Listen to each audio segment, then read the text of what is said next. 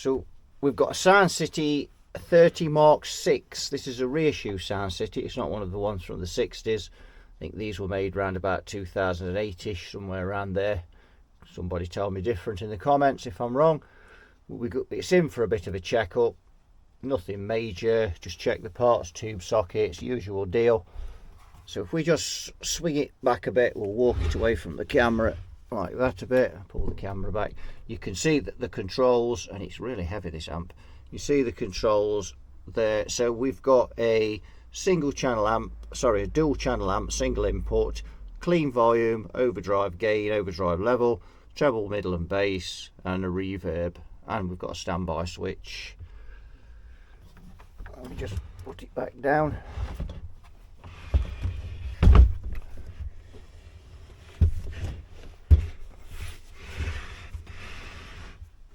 Right, we're looking at the back, and I've already started to take some of the screws out, so we're going to get the rest out.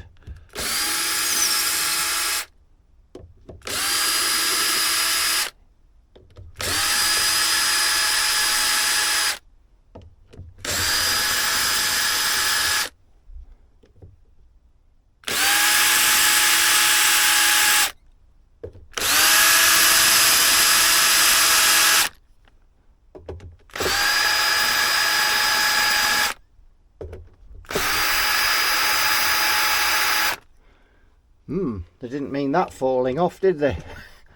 Never seen so many screws. I better go and get a box to put them all in. Right, so we've got all the screws out. The washers have stayed on all of the holes, and I'll try and get this out. And if we look down in this corner, down here, you can see all the vinyl's damaged there. And what do you think? That somebody's tried to get a screwdriver in here, and there, look. You can actually feel the lump in there. Someone's had a screwdriver in here trying to get this thing out. It really is bedded in. To be fair, it didn't need any screws in it, and I really don't want to start getting screwdrivers into the side of the amp and doing damage like that. But this is, and my hands aren't very strong with the arthritis in them, so pulling at that, my days. I'm going to have to have a think about how we're going to get that out without damaging it. I can see why they've done it down here as well, because obviously it's on the back, it's low down. But yeah, it's that's like the back of a 4x12 cab. It is wedged in there. Why did it really need all those screws?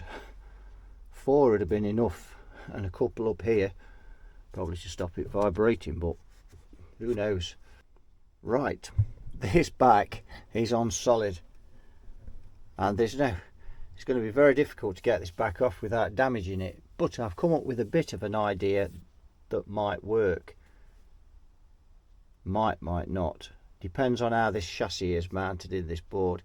If I loosen the screws on the top of the chassis, which you can see up there, and I loosen them more on this side, the back side and the front, if it drops the chassis below this board here, I might be able to get in and get that out. So it's worth a try, because we don't want to be damaging it.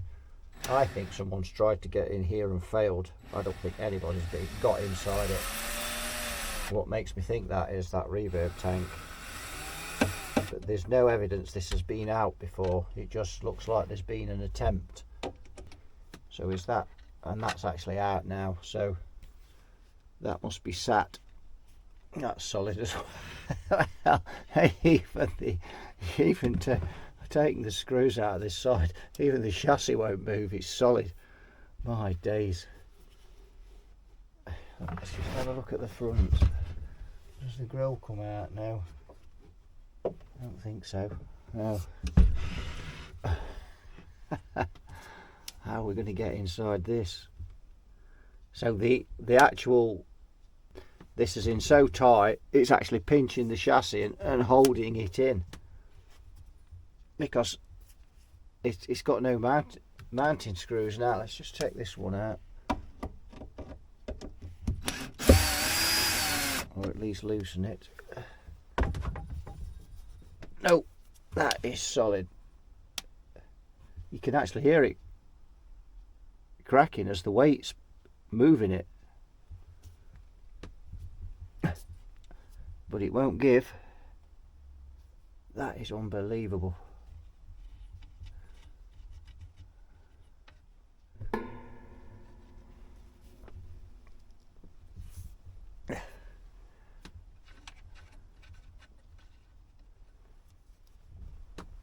Nope.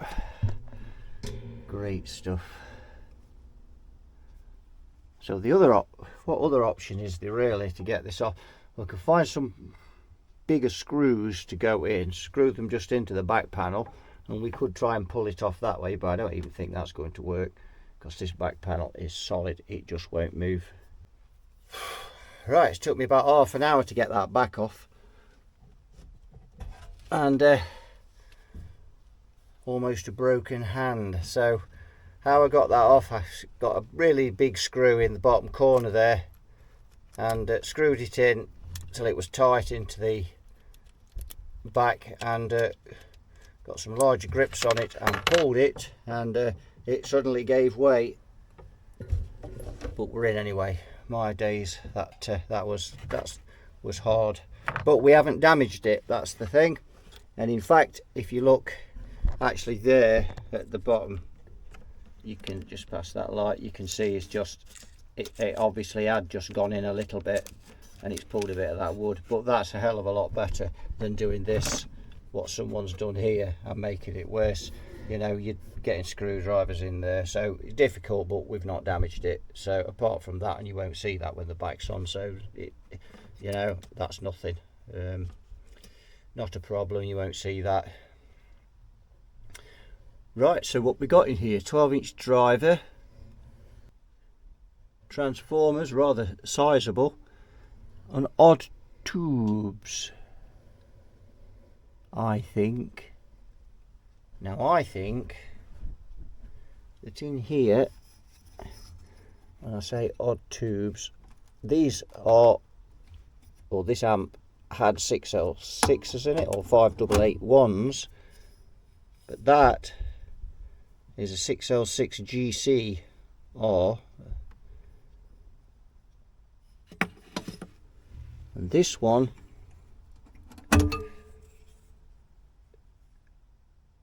oh, 5881 6L6 WGC. So that's a 5881, and that looks like a GC.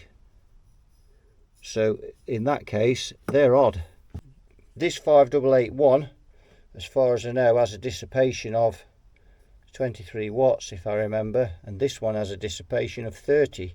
So they are odd, ridiculously. I need to check that R on the end of that, but I'm pretty sure that's what they are.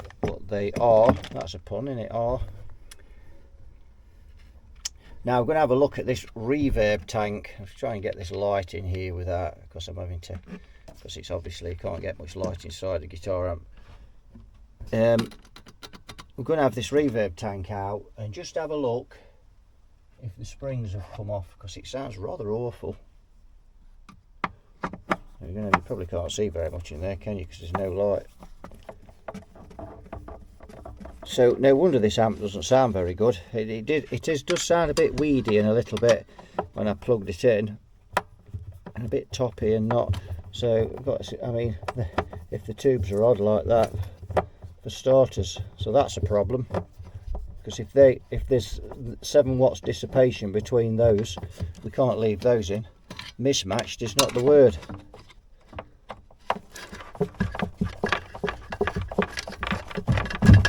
But people do these things. So let's get this tank out and have a look. No, the springs. Just magnet got me. So let's just pull back and have a look. Just move that light now out the way while we're looking at this. So no, it doesn't appear to be. The reverb is pretty harsh, but that looks all in order. So now I expected to see that in bits, how the reverb sounds, but it's probably just not a great sounding reverb. Well, I've got the chassis out on the bench, and you can look inside. Very strange designed thing, look. Very odd. So we've got this main PC board here, and then we've got another board tucked away underneath there. So let's have a look in here and see what we've got then. Don't seem to get a lot of light in it, but never mind. So we've got 450 volts, 22 microfarad. So that's node 1 by the look of it.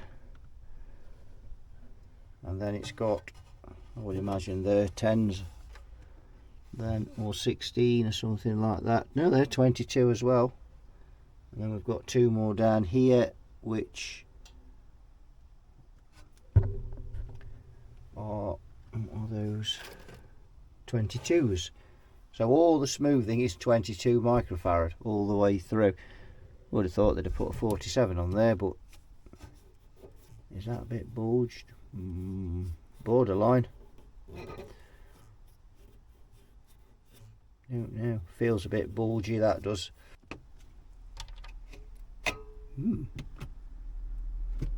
Well, we're in. It looks pretty clean inside. A little bit of dust, but the amp's 15 years old, I would have thought at least. So, but the tubes are going to be the problem on this amp. They are, because they are odd.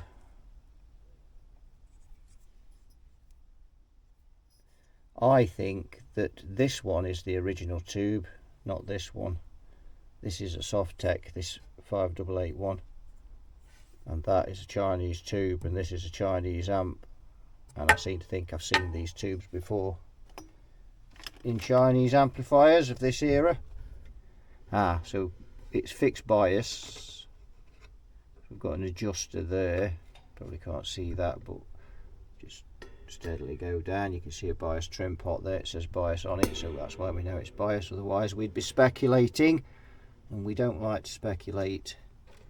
But I think that's pretty obvious what that is. So it's just that cap I'm a bit concerned about there. And it's one of those things, I suppose, if you know, once you've got this board out to change that, you might as well change the other 3 for the time it takes and what they cost. Right, just looked up this GCR, and these have a dissipation of 19 watts, it says, but I've got a sneaky feeling that this is one of the Russian 6L6s, and I can't remember the number, something like 6P1S or something like that, I can't remember now. And I think these are 20.5 watts actually, because I have done quite a bit of research on Russian tubes, and I think that's what they are. They're 20.5, it says 19 watts. So they are more closely matched than I thought, but the 6L6, the 5881, I think is 23 watts dissipation if I remember. And indeed I am correct. So on there, I've just looked on the old phone, 23 watts. So those 2 tubes aren't very well matched, even at that. They're not, because what you've got to consider, this one is 20.5 really, I would have thought, but it says 19. It may be 19, I may be wrong. But let's just say it's 20.5 and this is 23. If there's a mismatch between them as well, they could be even further out. Of course, they could be closer if there's a mismatch as well. It could go the other way, but they're really not suitable to be together. Right, so I've got the tubes out.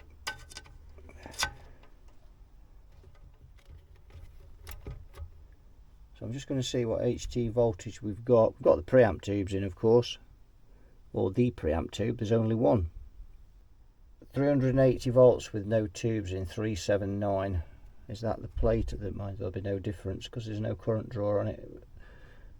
So plate, or yeah, 381, 380. So there won't be any difference. There's hardly drawing any current. We're drawing a little bit off that preamp tube. But another thing I've just realised as well, these 5881s aren't right for this. I've just put that back here. I just realised the clamps on the glass, so that's also wrong. You might bet if you're looking on there you can see it. So that's the wrong type of tube anyway, period. So we do know that one's the original one. So that's another problem. So there's no way that can stay in there, because sooner or later it's going to crack. Right, I've got the tubes in, got the amp running. You can no doubt hear it running. So I have got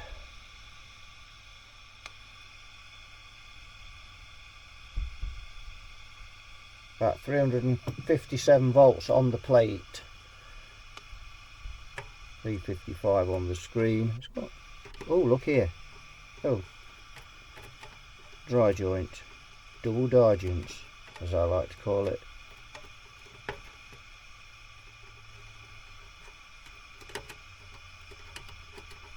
Oh, not doing it now.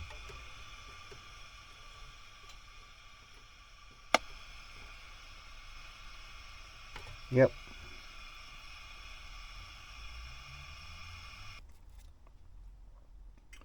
The dissipation is different.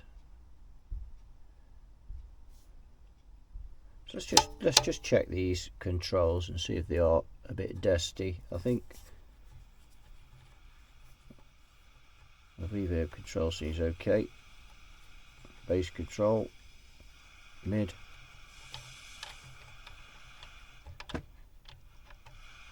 Well, they're all fine. Probably because they're so well isolated underneath there.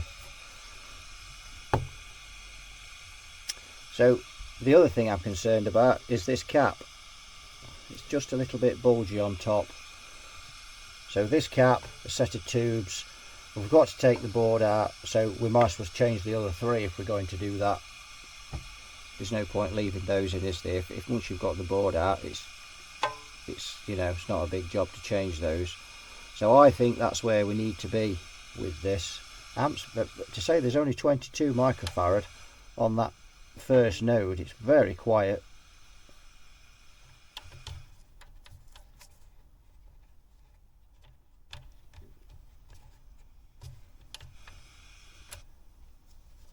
And it is a very quiet amp indeed. But it has got issues, and that one of the, and also we had a bit of a, not doing that now. Let's chopstick the board and see if it's got dry joints.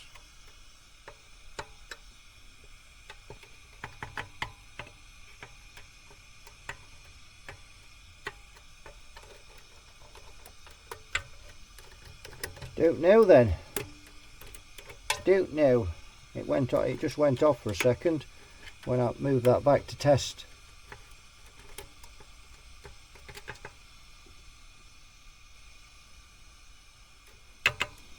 Those tubes smell rather hot to me as well. Amazing that 5881 one hasn't, the glass hasn't broken on it. Right, I think that'll do us for that. So we know what our recommendations are for this amp. A recap's pretty simple. That I'm not happy with, so I think that needs to be changed, which say we'll change the other three, and we need a set of tubes for it. So we're going to start taking this board to bits, but before we do that I want to just take some readings off these cables.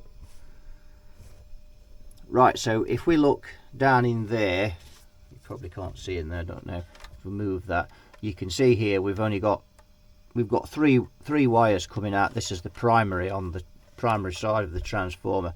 We've got two wires and we've got one going to ground there.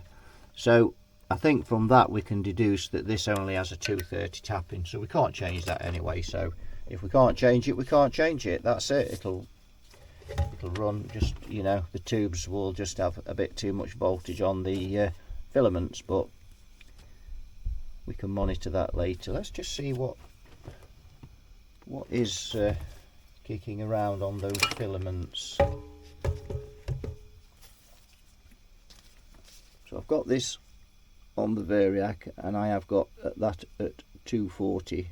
So remember, we can get more than 240, but let's try this 12x7. So 1 2 3 4. 6.8 we've got on there. So the filaments are over, but there's not a lot we can do about that, unfortunately. So we'll just press on. So what we're going to do, we'll switch off now, and what we're going to do is we are going to take this board out and change these capacitors. Now when I was looking at this earlier, I said this capacitor was 22 microfarad, and I actually misread it. And one of the reasons I misread it is it's 220 microfarad in a guitar amplifier, in a tube guitar amplifier should I say. That's crazy, absolutely crazy. So I'm going to put 100 in there. I don't have a 220 microfarad cap, and I don't, quite frankly, I don't even understand why you'd put a 220 microfarad cap in a guitar amp, especially a little 30 watt guitar amp like this. So I'm going to put 100 in there. So 100 at 450, and which I've got, and these are 450 anyway. And when we've got some 22s to go in here, and that should do it. So let's start getting this board out. Let's look at how we're going to do this. Well, first of all, before we do anything, we're going to do what we should always do, and that's we're going to check that there's no voltage in it before I start pulling this around, pulling off leads and touching things that are going to be live, or maybe live. In the case of that, it's not. There's only 3.6 volts in there. So the golden rule is always check. Where do we start? Well, we're going to start with taking off all these spade terminals, and that's not always easy with these things. There's one, and we may, some of them I may have to put the pliers on. I don't like using the pliers on them, but sometimes we have to, because either with the angle, like with that cap being there, I can't quite get hold of it properly. So that was that one off. Let's try the red one. That's come off okay. That one there's come off. That one's good. That's good.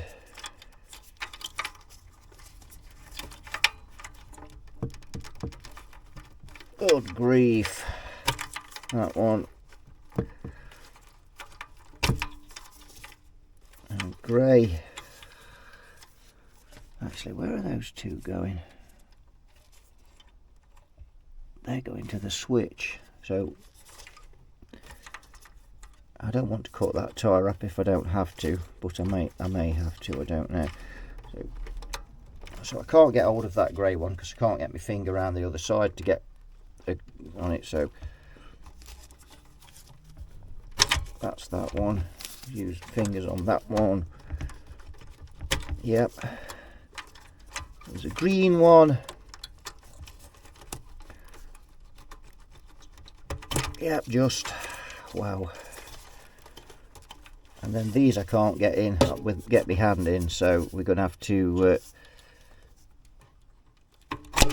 there and there, and the other yellow. So that's all of those off. Now then, what we got here, that's the pilot light which is soldered in, so we've got to take off the pilot light. So let's just lift the jewel first and see what we've got.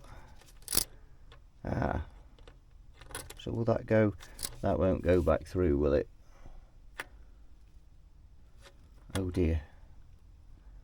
So let's just see if we can, we'll leave that for a minute, and we'll see if we can lift this board and leave the majority of the things on. I think we'll take those two reverbs off, those phonos, because they could be a problem. So we've got those off. Now we've also got some wires here. So we've got a clip there.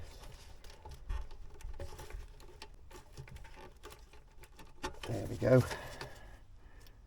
And then we've got orange. He's off. And that one is green. And he's off. White. That was easy. Brown and black. Right, so that's those out of the way. I have took quite a few photographs of this, so if I do lose where some of these go, I can always refer back. Now we need to take these out. So these are the controls. We go up to the top board, the control plugs. That's those out. And oh, another one there, another one there, another one there.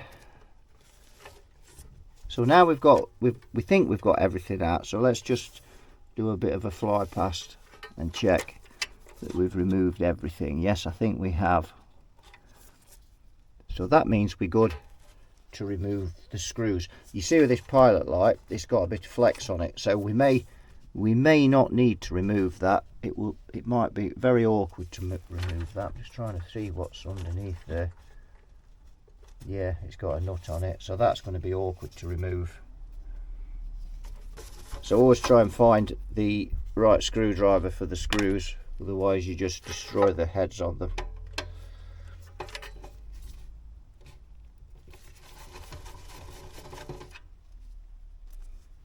And I'm using this really long screwdriver.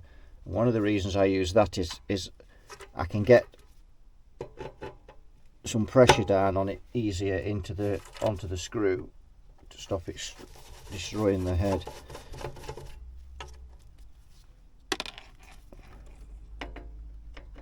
So we're getting these out.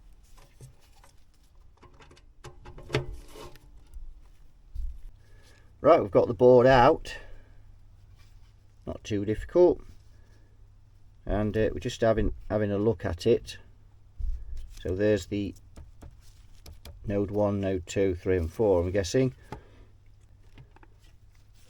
Look at the amount of flux around those sockets there, and more so that one. So we're going to have to clean all that off, because we can't leave that, can we? Really, it needs cleaning off. It's not very good,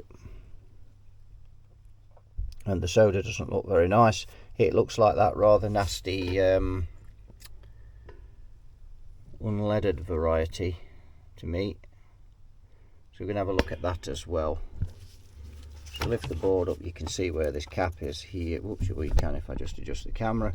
You can see where this cap's soldered in here. You see the others, and I've just put a little mark, or a little cross there, just to show which is positive. It just makes sure I don't make any mistakes, because I am a bit of a plank sometimes. So there we go. And of course we're using the large sports calculator, which we've covered the brand up for advertising reasons. Other sports calculators are available. We're going to get this cap out and change these three. So what we got for the other three, we've got some Nichicons to go in there, so they'll do nicely. And we've got this cap here, which is going to go in the place of that. It's 100 microfarad, and that's should be ample for this amp. I really do not know why we've got 220 microfarad in a guitar amp. Right, we've got this board back in, we've got all that work done, caps in, cleaned the flux off those sockets that they'd left, reflowed some bits and bobs that we needed doing, and we're ready to just put a little bit of voltage through it now, just before we put these new tubes in. Right, I've got it all plugged back in, everything back in, so we'll start running it up on the Variac. Now the other thing I've discovered on this amp is that this first stage of this tube isn't connected. So there's only 3 stages. Just over 120, 130 volts. 2 of the knobs just fell off as well, but they're in the box. They were loose. There we go, we have sound.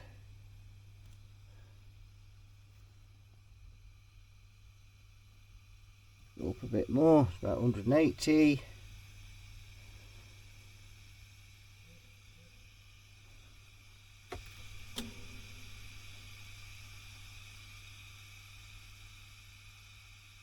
Yeah, that's really quiet, apart from the white noise. Didn't need 220 microfarad in there. Must have put that in because it were lying around, or they had a batch of them. Hundreds too much really, but I thought, well, I'll put 100 in because it were convenient. We had one.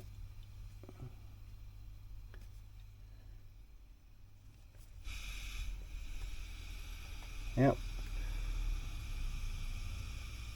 Yeah, that's good. Right, we'll get, there we go, and we full up.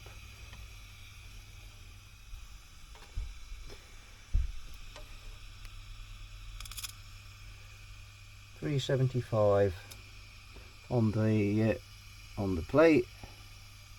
Sorry, that might have been the screen. Let me just check that again. 379. No, what's on the screen? 374.6. So what I want to check now is the bias, because I'm going to put these new tubes in. So 3, 4, 5, negative 34. But what we're going to do is turn that bias trim pot full up. So we've got maximum negative volts on there, so when we put these tubes in, it'll be nice and cool. I'm guessing that way because the noise has decreased, so it doesn't really matter if we give those tubes that are in a bit of a pounding for a second or two, because they're done. Right, pin 5. Yeah, negative 40 now we've got. Yeah, negative 39, negative, yeah. So if you are going to put new tubes in an amp with the fixed bias, always turn the preset down to turn it the bias cold as you can get it. It's always the best way of doing it, and that way when you put your new tubes in, if they're drawing a bit more current, you won't get them too hot. Right, let's get those tubes in. So these are the tubes that are going to go into this amp, and these are 6P3S.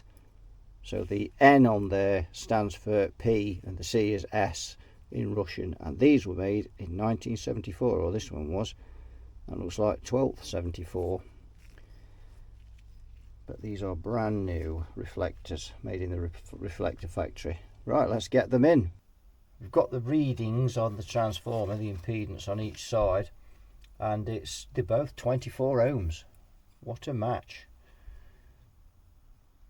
Now 70% of 20.5 watts, remember this is what these tubes are, max dissipation, is 14.35 watts. So that's what we're looking for, around 14 watts or a shade over will be suffice. So let's see what our volts drop is then. We'll start with the left side. Let's see what our volts drop is. It is 0.854, so less than a volt, so I think we're still way under there.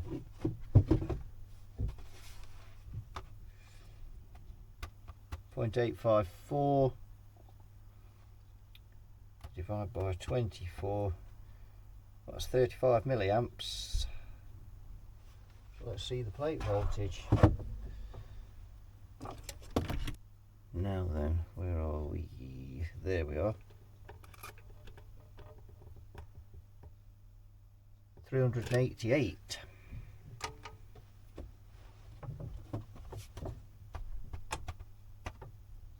.8 watts. So we're not far off at that actually. Not far off at all. On that side. 0.829.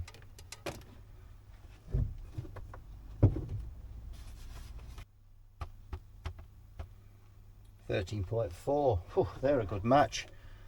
Excellent. So just about there with that. We're not far off at all. Just a tiny smidging out. Bang on. 14.15.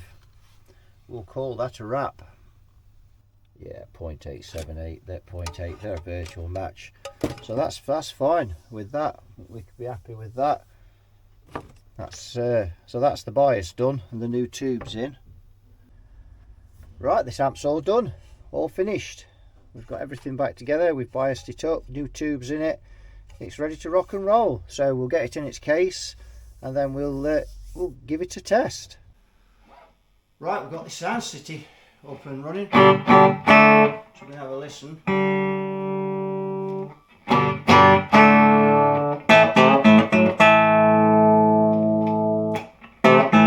First thing we notice about this amp, it's very toppy, incredibly toppy, in fact. And I'll put the treble in.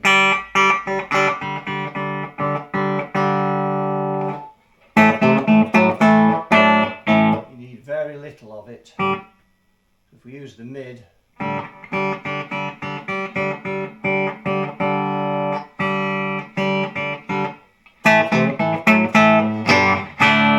very bright.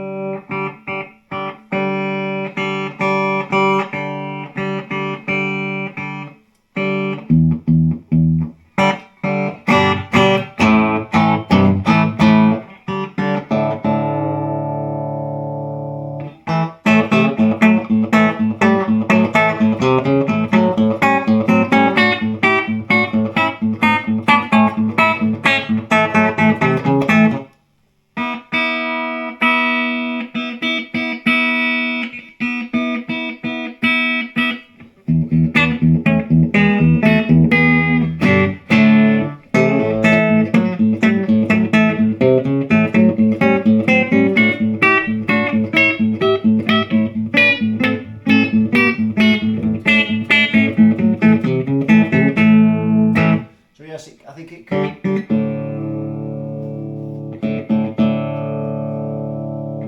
do with a different speaker in it, really.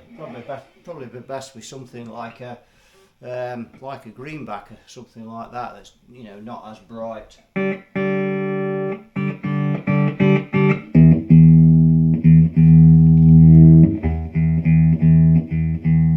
Let's go on to the overdrive channel and.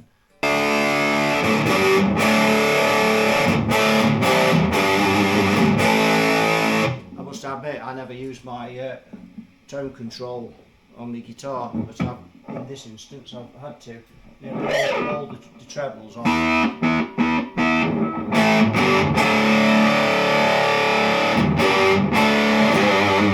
It's a bit of a bizarre EQ, that is.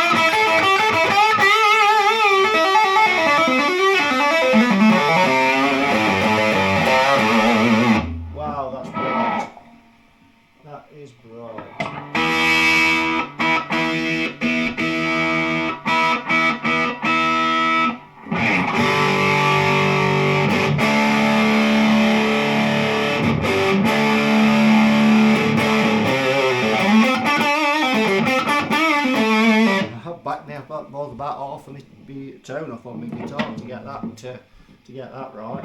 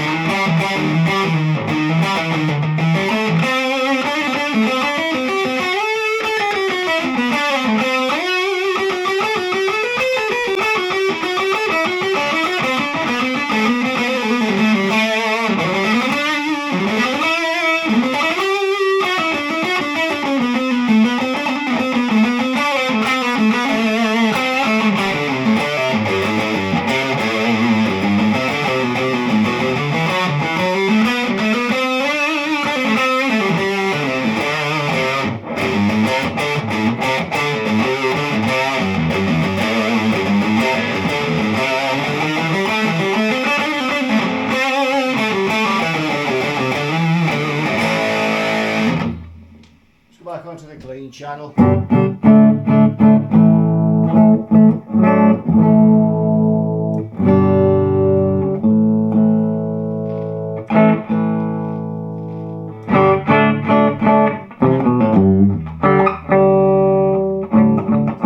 now listen to the reverb.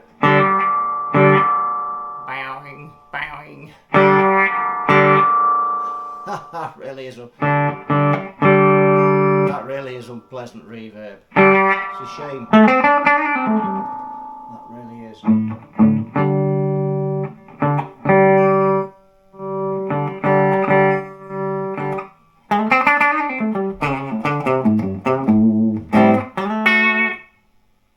Just put the tiniest bit in, maybe. Can hear that after going on there, so I think that's just a bit of a cheapo reverb tank. I think a decent reverb tank in there might be alright.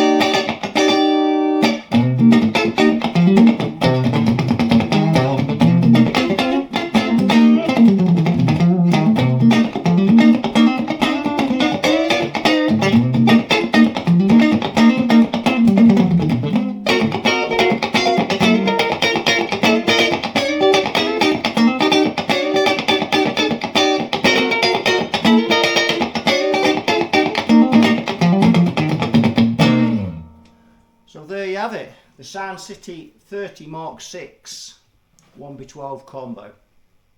A bit of a bright beast, but at least we've turned this into a reasonably decent amp. It probably just wants, like I say, probably a speaker that doesn't have, you know, so much top end. These cheaper speakers tend to have a bit of a, you know, they tend to be a bit toppy and harsh. I think with a decent speaker, you know, that would be a half-tidy amp. We've put a new set of tubes in it, those 6P3S's, and they were matched perfectly. We ended up with something like 0.3 of a watt difference between them. We've recapped it, given it a good check over, and it's good for another few years, I think. So that'll do it for this one. So thanks for watching. You all take care, and I'll see you soon in another video. Bye bye for now.